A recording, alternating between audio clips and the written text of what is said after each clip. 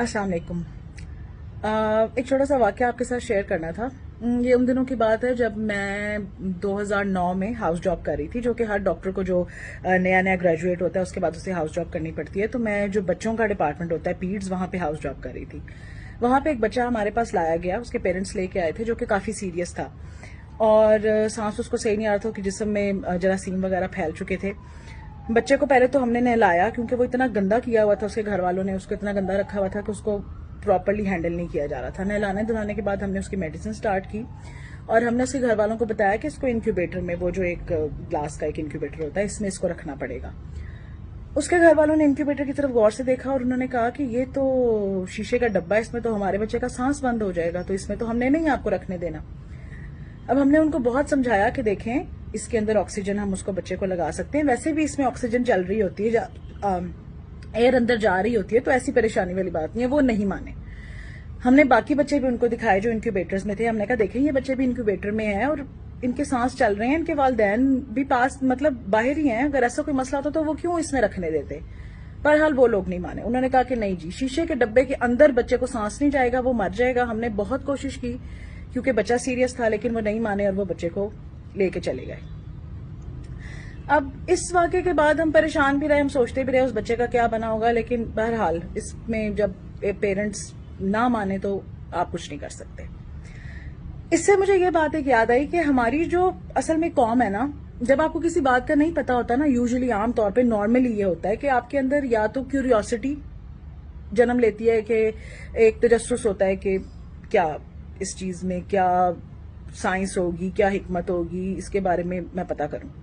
दूसरी एक चीज होती है खौफ, कि जिस चीज को आप नहीं जानते आप उससे डर जाते हैं।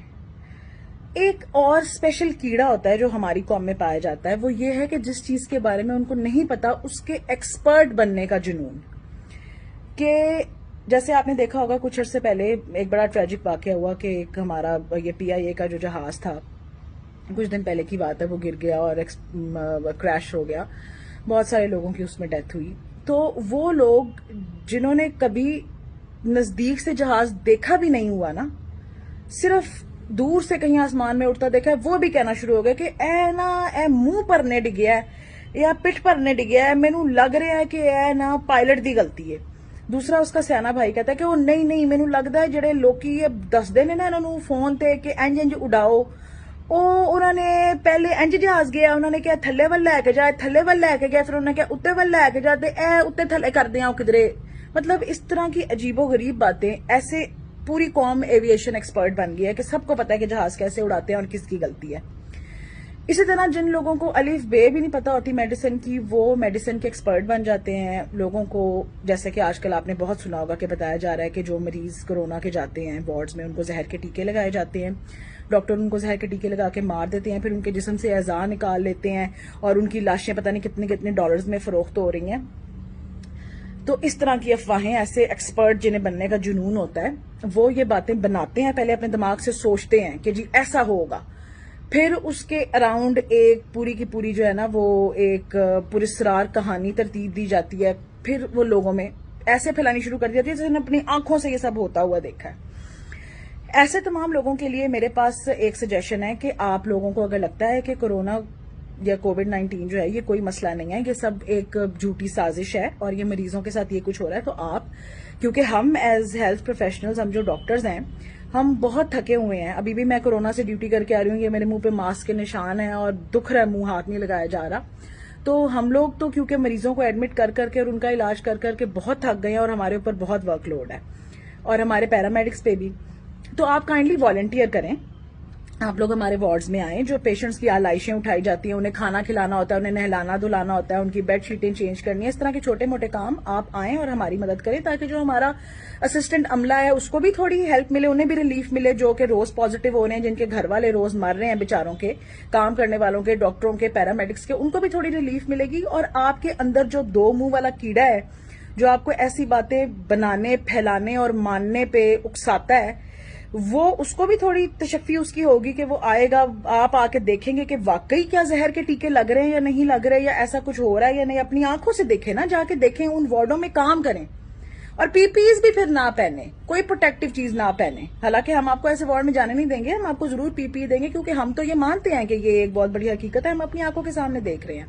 تو آپ آئیں, کورونا کے پیشنٹس کا خیال کریں ہمارے ساتھ, اور اپنی آنکھوں سے دیکھیں کہ کیا واقعی میں ایسا ہو رہا ہے یا نہیں ہو رہا. اور یہ جو زہر والا ٹیکہ ہے, میں نے تو اپنی, مجھے بھی کوئی 15-20 سال ڈاکٹر بنے ہوئے ہو گئے ہیں, 15 سال تو ہو ہی گئے ہیں, میں نے تو اپنی زندگی میں کبھی یہ زہر والا ٹیکہ جو ہے نا, یہ آج تک نہیں دیکھا کہ یہ آخر کون سا ٹیکہ ہوتا ہے زہر والا, ٹھیک ہے نا, کوئی یہ 12-15 سال میں نے نہیں دیکھا. تو ایک تو مجھے بھی بتائیں یہ کون سا ٹیکہ ہے. دوسری بات یہ ہے کہ باڈیز کیوں نہیں دی جاتی کووڈ پازیٹیو پیشنٹس کی, ان کے گھر والوں کو, کیونکہ بندہ مر بھی جائے تو بھی اس کے اندر وائرس ابھی, مطلب اس کے جو ڈفرنٹ باڈی کے آرگنز ہے, جو اس کی پوری باڈی ہے وہ انفیکٹڈ ہے. جو بندہ اس کو نہلائے گا, جو بندہ اس کو کفن پہنائے گا, جو اس کے نزدیک جائے گا, وہ انفیکٹڈ ہو سکتا ہے.